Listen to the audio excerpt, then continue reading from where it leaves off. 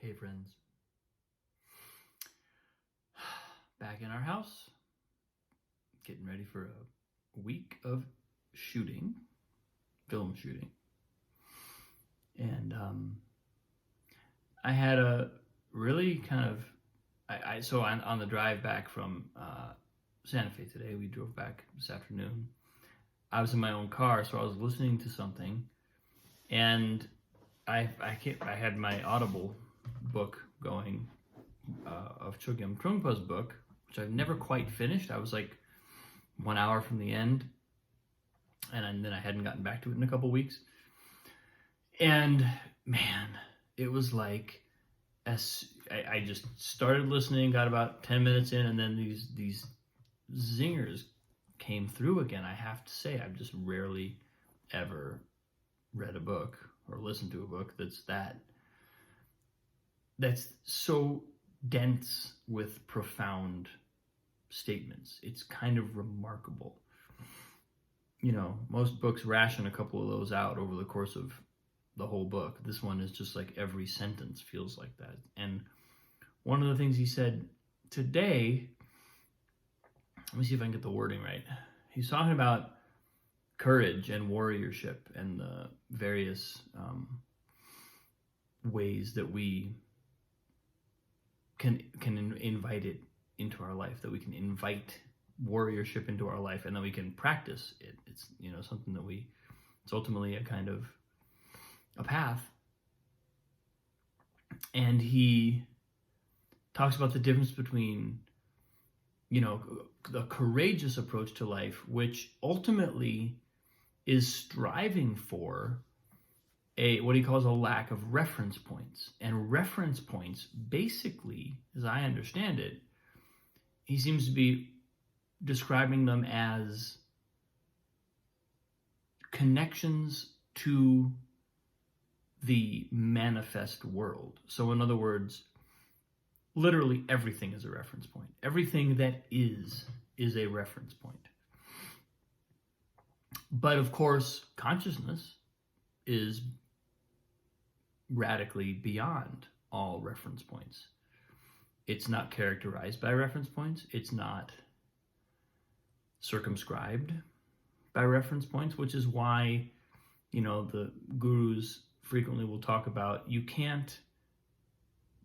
Tao that can be named is not the real Tao. The Tao that can be described is not the real Tao. It's why gurus talk about all we can ever do with language and with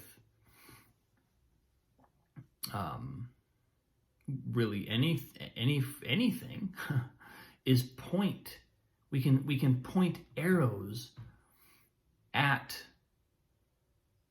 an experience that it's possible to have of consciousness beyond reference points.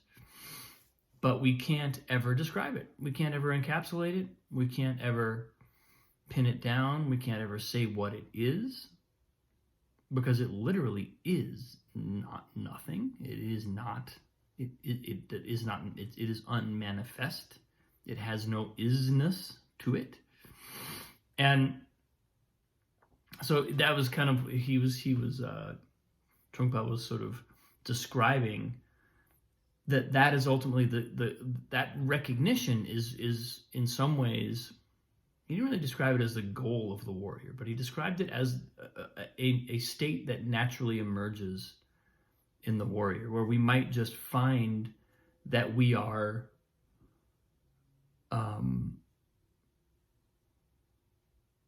that we may just notice that there's nothing here.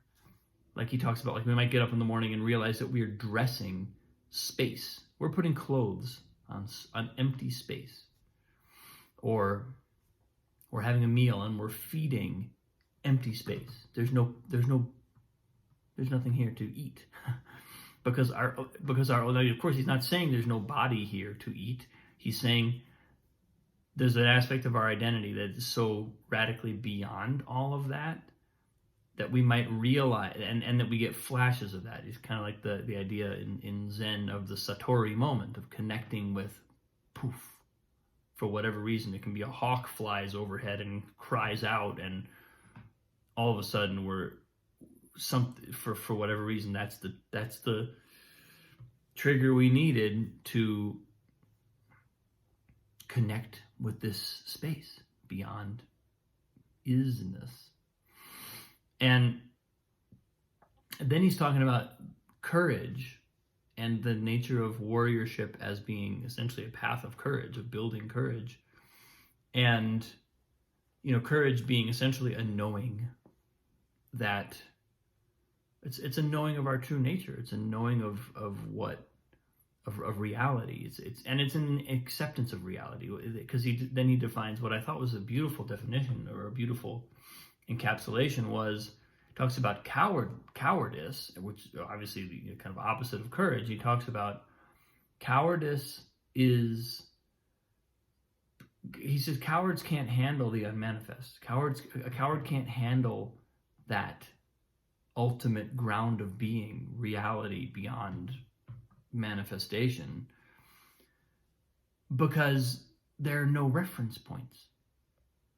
And what the line that I thought was so kind of a zinger was he says the coward can't handle a lack of reference points, because he's constantly inventing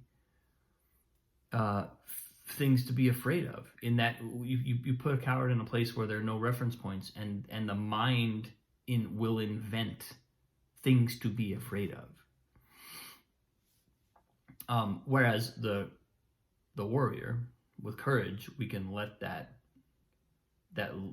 dissolution of all reference points, including our own ego, including our own identity, including our own body, or including our own mind, everything, we can let it go. We can actually allow it to dissolve. But I just thought that was so. I thought that the description of the opposite of courage was so apt, because how many of us haven't had that experience of, like, there's nothing to be afraid of, but our mind invents something to be afraid of, and realizing that that's the only thing that ever causes fear. There is nothing to be afraid of. Anything that we are afraid of, we have invented. And because that ultimate reference point, that ultimate lack of reference points, ultimate consciousness has no fear. There's no fear there. There's nothing to defend. There's nothing to lose. There's no death. So that's, for some reason, that just really zinged with me when he was just kind of kicking all these ideas around, and then really kind of defined what it is that cowardice is doing. And it's basically filling an empty glass with problems. It's filling an empty space with things to be afraid of. And I feel like it's helpful helpful to note that, helpful to notice how that is what's happening when we experience fear. Because of course we can all, from a certain point of view, we can all say, well, I'm justified in being afraid of this because it threatens me in some way. And that's absolutely true from the point of view of our reference points, right? That's absolutely true from the point of view of the reference points of our body, mind, ego, desire to survive. But from the point of view of our ultimate identity, that makes no sense at all. There's nothing to be afraid of. There's no fear. So that's the kind of paradox that we're constantly playing with, because we are in the world. We are here. We do have an ego. We do have a body. We do have a mind. We can die. That identity not only can die, it is going to die. And I think I've been connecting deeply with that half of things for some time now, using Madeline's instruction to reflect on something sad and connecting with the impermanence of that manifest existence. But so it was kind of perfect timing today to hear Trungpa talking about just another, the other half of that coin, the kind of like leaning into that identity that is beyond everything, that is beyond all reference points. Ken Wilber called it No Boundary in one of his early books. No Boundary, great book. Great book to start reading Ken Wilber with. If you're looking for a book to check out Ken Wilber, check out No Boundary. It's kind of a succinct, very penetrating, and very readable version of his thinking. Anyway, I'm going to go to our hotel and have pizza with my daughter and my wife.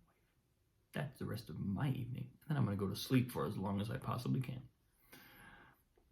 Thank you, folks. I appreciate you so much. You know, this conversation is amazing. I love you. I'll see you very soon.